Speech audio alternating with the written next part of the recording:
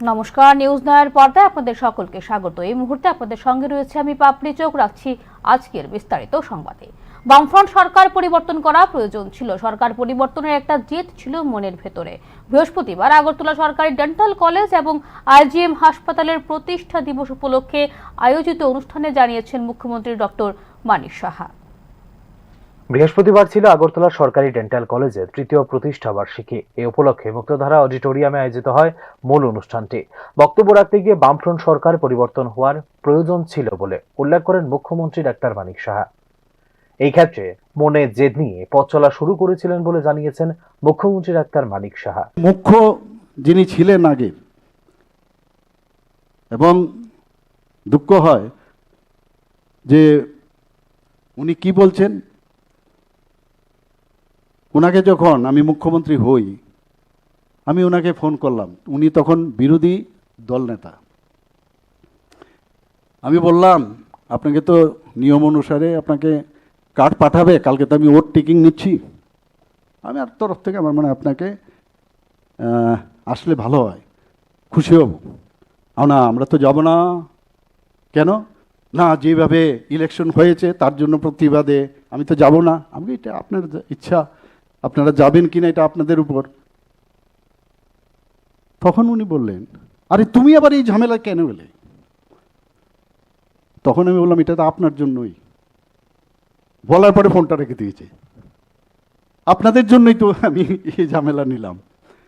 কারণ যখন বললেন যে উনি ভালো ডাক্তার সব কিছু, কিন্তু অপোজিট পোলের লোক, ঠিক আছে ভাই, অপোজিট পোলেরই থাকি, ডাক্তারিটা কম করো। তারপর থেকে তো শুরু হলো যাত্রা, এবং একটা জেদ ছিল ভিতরে যে এই সরকার যদি থাকে, আজকে এই ডেন্টাল কলেজে হতো না, কোনো রকমের মেডিকেল কলেজ একটা হয়েছে, তার মধ্যে কিন্তু আমাদেরও অনেক মানে মানে ওখানে আমাদের হ্যান্ড ছিল, অনেক কাজ করেছি আমরা ইনডাইরেক্টলি। বাইরের লোকেদের চাকরি দেওয়া হয় বলে অভিযোগ করে বিরোধীরা। বিষয়টিতে স্পষ্টীকরণ দিয়েছেন মুখ্যমন্ত্রী। মুখ্যমন্ত্রী হিসেবে দায়িত্ব পাওয়ার পর তিনি চাকুরি ক্ষেত্রে পিআরটিসি বাধ্যতামূলক করেছেন বলেও উল্লেখ করেন মুখ্যমন্ত্রী ডাক্তার মানিক সাহা। বলছে যে চাকরির বাইরের লোকদের আমরা এখানে চাকরি দিই, বলে না, বাইরের লোকদের চাকরি। হিম্মত তো ছিল না, তোমাদেরও ছিল না, কোনো গভর্নমেন্টের ছিল না। আমি যখন মুখ্যমন্ত্রী হই, আমি তো পিআরটিসি স্টার্ট করেছি। এখানে পিআরটিসি করে ত্রিপুরার লোকরা যাতে চাকরি পায় তার ব্যবস্থা আমি করেছি। আপনাদের সময়ে তো সেই হিম্মত ছিল না। এখন তোমাদের সময়ে তখন কি বাইরের থেকে লোক আসেনি? এখানে প্রচুর লোক। আর গিয়ে বলছে বাইরের লোক আসছে, বিহার থেকে আসছে, আমাদের লোক চাকরি পায় না। আর কি করেছে? ওরাই করে। যেমন একটা চাকরি খেলো, ফর এক্সাম্পল 10,323, একটা ব্র্যান্ড নেম, এক পার্টি চাকরি দিল অন্যায়ভাবে, আবার আরেক পার্টি এই চাকরি খেয়ে নিল। এখন দুজনে হাত মিলিয়েছে। এদের তো কোনো মানে গিরগিটির মতো রং পাল্টায়। মানুষকে বুঝতে হবে। আমি বলছি না সবাইকে রাজনীতি করতে হবে। 2022 সালের 18ই ডিসেম্বর প্রথমবারের মতো পথ চলা শুরু করে আগরতলা সরকারি ডেন্টাল কলেজ। বর্তমানে এই কলেজে বিডিএস পাঠ্যক্রমের আসন রয়েছে মোট 67টি। মুখ্যমন্ত্রী ডাক্তার মানিক সাহার ঐকান্তিক প্রচেষ্টাতে চালু হয়েছে এই ডেন্টাল কলেজ। আগরতলা সরকারি মেডিকেল কলেজ এবং আইজিএম হাসপাতালের নতুন ভবনের ভূমি পূজন হয় এদিন। এছাড়া এই দুই ভবনের রেট্রোফিটিং এর আনুষ্ঠানিক সূচনা হয় এই দিনের অনুষ্ঠানের মধ্য দিয়ে। Bureau report, news now. কমলপুরের ইটভাটায় মর্মান্তিক দুর্ঘটনায় নিহত ও আহত শ্রমিকদের পরিবারের পাশে দাঁড়ালো রাজ্য সরকার। ক্ষতিগ্রস্ত পরিবারগুলির জন্য 25.16 লক্ষ টাকা আর্থিক অনুদানের কথা জানিয়েছেন মুখ্যমন্ত্রী ডক্টর মানিক সাহা। নিহতদের পরিবারকে 4 লক্ষ টাকা করে সহায়তা এবং আহতদের জন্য এসটিআরএফ তহবিল থেকে চিকিৎসা ও আর্থিক সাহায্য প্রদানের সিদ্ধান্তে মানবিকতার দৃষ্টান্ত স্থাপন করেছে রাজ্য সরকার। ধলাই জেলার কমলপুরে ইটভাটার চিমনি ভেঙে ঘটে যাওয়া মর্মান্তিক দুর্ঘটনায় নিহত শ্রমিকদের পরিবার ও আহতদের পাশে দাঁড়ালো রাজ্য সরকার। এই হৃদয় বিদারক ঘটনায় গভীর শোক প্রকাশ করে ক্ষতিগ্রস্ত পরিবারগুলোর জন্য আর্থিক সহায়তার ঘোষণা করেছেন মুখ্যমন্ত্রী ডাক্তার মানিক সাহা। কমলপুরের হালাহালি ব্লকের কাছে ইটভাটায় ঘটে যাওয়া দুর্ঘটনায় নিহত 5 জন শ্রমিকের পরিবারের পাশাপাশি আহতদের জন্য রাজ্য সরকার মোট 25.16 লক্ষ টাকা অনুদানের অনুমোদন দিয়েছে বলে জানিয়েছেন মুখ্যমন্ত্রী ডাক্তার মানিক সাহা। 4 লক্ষ টাকা করে আর্থিক সহায়তা প্রদান করা হবে নিহত প্রত্যেক শ্রমিকের পরিবারকে। পাশাপাশি দুর্ঘটনায় গুরুতর ও কম গুরুতর আহত শ্রমিকদের জন্য এসডিআরএফ তহবিল থেকে দেওয়া হয়েছে প্রয়োজনীয় আর্থিক সহায়তা। উল্লেখ করা যেতে পারে, বুধবার সকালে কাজ চলাকালীন হঠাৎ করে ইটভাটার বিশাল চিমনি বিকট শব্দে ভেঙে পড়ে শ্রমিকদের উপর। এতে ঘটনাস্থলে 3 জন শ্রমিকের মৃত্যু হয় এবং পরে হাসপাতালে নেওয়ার পথে আরো 2 জন শ্রমিক প্রাণ হারান। দুর্ঘটনায় গুরুতর আহত 2 জন শ্রমিক বর্তমানে চিকিৎসাধীন রয়েছেন আগরতলার সরকারি মেডিকেল কলেজ হাসপাতালে। রাজ্য সরকারের উদ্যোগে কিছুটা হলেও স্বস্তি ফিরেছে শোকাহত পরিবারগুলোর মধ্যে। প্রশাসনের পক্ষ থেকে ঘটনার তদন্ত শুরু হয়েছে এবং ভবিষ্যতে এমন দুর্ঘটনা রোধে প্রয়োজনীয় ব্যবস্থা নেওয়ার দেওয়া হয়েছে আশ্বাস। ব্যুরো রিপোর্ট, নিউজ নাও। ডেলিভারি কর্মী প্রসেনজিৎ সরকার মৃত্যুকাণ্ডে অবশেষে গ্রেফতার করা হলো অভিযুক্তদের। দীর্ঘ জনরোষ ও প্রতিবাদের পর মূল 3 অভিযুক্তকে গ্রেপ্তার করে তোলা হয়েছে আদালতে। মুখ্যমন্ত্রীর নির্দেশের পরেই গ্রেপ্তারিতে তৎপর হয় পুলিশ। ডেলিভারি কর্মী প্রসেনজিৎ সরকার মৃত্যুকাণ্ডে অবশেষে গ্রেপ্তার করা হলো মূল অভিযুক্তদের। মুখ্যমন্ত্রী ডাক্তার মানিক সাহার নির্দেশের পরে গ্রেফতারিতে তৎপরতা আনে পুলিশ। আসামের শ্রীভূমি জেলার রেল স্টেশন এলাকা থেকে মঙ্গলবার গভীর রাতে গ্রেপ্তার করা হয়েছে ঘটনার মূল 3 অভিযুক্তকে। গ্রেপ্তারের পর অভিযুক্তদের প্রথমে চোরাইবাড়ি থানায় আনা হলেও ঘটনাকে কেন্দ্র করে জনরোষ ও উত্তেজনা বৃদ্ধি পায়। নিরাপত্তার স্বার্থে তাদের সরাসরি জেলা দায়রা আদালতে তোলা হয়। আদালত চত্বরে ধর্মনগরের যুব সমাজের একাংশ ও ডেলিভারি কর্মীদের উপস্থিতিতে লক্ষ্য করা যায় উল্লেখযোগ্য ভিড়। नमस्कार। प्रसन्नजीत सरकार जो केस है धर्मनगर पीएस केस नंबर 122/2025, उसमें नॉर्थ त्रिपुरा पुलिस को एक बहुत बड़ी अचीवमेंट मिला है। इसके जो 2 एफआईआर नेम एपी और एक और लड़का जो वहां पे था, जिनका नाम है संगीता भट्टाचार्य जी, सुष्मिता भट्टाचार्य जी, ये एफआईआर नेम एपी हैं। इसके अलावा सौरभ भट्टाचार्य जी, इसको नॉर्थ त्रिपुरा पुलिस ने आज early morning Karimganj district Assam से अरेस्ट किया है। तो हमें ये बताते हुए बहुत वो हो रहा है कि हमने जो प्रसन्नजीत सरकार केस है, इनके जो मेन एक्यूज है एफआईआर नेम एपी और +1 को अरेस्ट कर लिया है।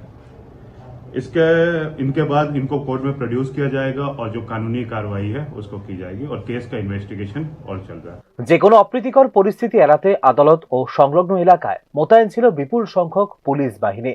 ঘটনাস্থলে উপস্থিত ছিলেন উত্তর জেলার অতিরিক্ত পুলিশ সুপার। মামলার শুনানি গ্রহণ করেন সিজিএম দেবলীনা কালিকদার। গ্রেপ্তার হওয়া অভিযুক্তদের নাম সুস্মিতা ভট্টাচার্য, সঙ্গীতা ভট্টাচার্য ও সৌরভ ভট্টাচার্য।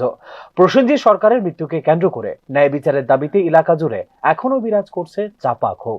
धर्मनगर के जनता से एक अपील करनी है। ये मूवमेंट चल रहा है, हम सब इस मूवमेंट के साथ हैं, हम भी चाहते हैं कि जस्टिस हो, लेकिन 2-4 मिसक्रिएंट आप में जुड़ के इस मूवमेंट को अपने वेस्टेड इंटरेस्ट के लिए यूज कर रहे हैं। कृपया आप उनके उसमें न पड़िए, आप इस मूवमेंट को प्योर रखिए। कल भी एक इंसिडेंट हुआ जिसमें लोग धर्मनगर पीएस में घुसना चाहते थे। ये एक पीसफुल मूवमेंट है, जस्टिस के लिए मूवमेंट है। इसको आप वायलेंट होके या इनजस्टिस के थ्रू जस्टिस नहीं मिलेगा। ट्यूसडे को भी कामेश्वर ग्राम के लोग मेरे पास आए थे, मैंने कहा था उन्हें कि हमें थोड़ा वक्त दीजिए, ये हो जाएगा। और आप जस्ट मूवमेंट कर रहे हैं, ठीक है, लेकिन आप वायलेंट हो जा रहे हैं, आप थाने में अंदर पूरा घुसे जा रहे हैं, जिसके कारण हम पुलिस जो हमारा काम है वो नहीं कर पा रहा है। तो जो हमने आश्वासन दिया था, जो हमने आपको समय मांगा था, उसके अंडर ही हमने मेन एक्यूज और 3 लोगों को पकड़ लिया है। तो यही हम अभी भी अपील करना चाहते हैं जनता से कि आप इन मिसक्रिएंट जो 2-4 लोग हैं जो आप में जाके इसको टर्न करने की कोशिश कर रहे हैं, कृपया उनको सक्सेसफुल मत होने दीजिए। आप पुलिस प्रशासन पे पूरा भरोसा रखिए, हम पूरे के पूरे लॉ फॉलो करते हुए इसमें आगे की कार्रवाई करेंगे। तो ये बताते हुए बहुत खुशी हो रही है कि हमने मेन एक्यूज को पकड़ लिया है और आगे का ইনভেস্টিগেশন। উল্লেখ করা যেতে পারে, ডেলিভারি সংক্রান্ত একটি বিবাদকে কেন্দ্র করে প্রসেনজিৎ সরকারের সঙ্গে অপমান ও মারধরের একটি ভিডিও ভাইরাল হয়ে যায় গোটা নেট দুনিয়ায়। এরপরই রহস্যজনকভাবে উদ্ধার হয় একটি জঙ্গল থেকে তার ঝুলন্ত মৃতদেহ। তার মৃত্যুকে কেন্দ্র করে ধর্মনগর ও আশপাশের এলাকায় ছড়িয়ে পড়ে তীব্র চাঞ্চল্য। দ্রুত দোষীদের গ্রেপ্তার ও কঠোর শাস্তির দাবিতে আগরতলার রাজপথেও নামেন সাধারণ মানুষ। এদিকে সাধারণ মানুষের কাছে শান্তি বজায় রাখার আহ্বান জানানো হয়েছে পুলিশ প্রশাসনের পক্ষ থেকে। ন্যায় বিচারের দাবিতে সংগঠিত হিংসাত্মক ঘটনা থেকে বিরত থাকার পাশাপাশি প্রশাসন ও আইনের উপর আস্থা রেখে সহযোগিতা করার আবেদন জানিয়েছেন পুলিশ আধিকারিকরা। Bureau report, news now. ধর্মনগরে ডেলিভারি কর্মীর মৃত্যুতে অভিযুক্তদের গ্রেপ্তারের বিষয়টিতে প্রতিক্রিয়া দিয়েছেন মুখ্যমন্ত্রী ডক্টর মানিক সাহা। অভিযুক্তদের গ্রেপ্তারের পর এসএমএস করেছেন পুলিশ আধিকারিক। নিজেদের মতো করে কাজ করতে পারছেন তারা, এই বিষয়টি উল্লেখ করেছেন এসএমএসে। বৃহস্পতিবার সরকারি ডেন্টাল কলেজের প্রতিষ্ঠা দিবসের অনুষ্ঠানে একথা জানিয়েছেন মুখ্যমন্ত্রী ডক্টর মানিক সাহা।